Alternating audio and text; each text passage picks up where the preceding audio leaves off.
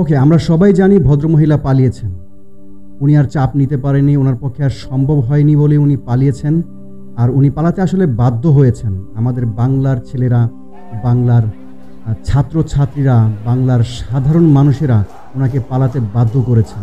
কিন্তু প্রশ্ন হলো, পালিয়ে উনি গেল কোথায়?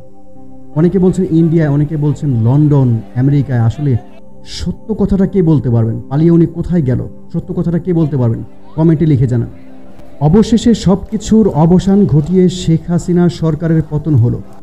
যেটা আমরা চেয়েছি, আমাদের সাধারণ মানুষ, আমাদের ছাত্রছাত্রীরা যেটা চেয়েছেন সেটাই কিন্তু আজকে আমরা করে দেখিয়েছি।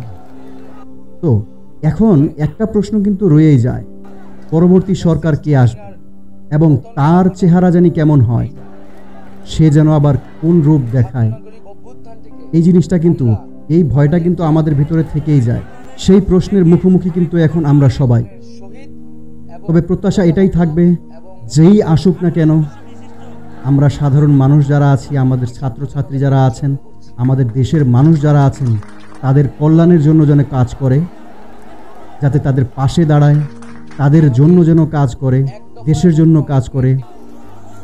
দেশপ্রেমিক একজন মানুষ যেন আমরা পাই, দেশপ্রেমিক একটা দল বা দেশপ্রেমিক একজন সরকার যেন আমরা পাই, যাতে করে আমাদের মতো সাধারণ মানুষ যারা আছেন, বাংলাদেশের প্রত্যেকটি মানুষ যেন শান্তিতে বাংলাদেশে বসবাস করতে পারে, আমাদের এই স্বাধীন দেশে বসবাস করতে পারে।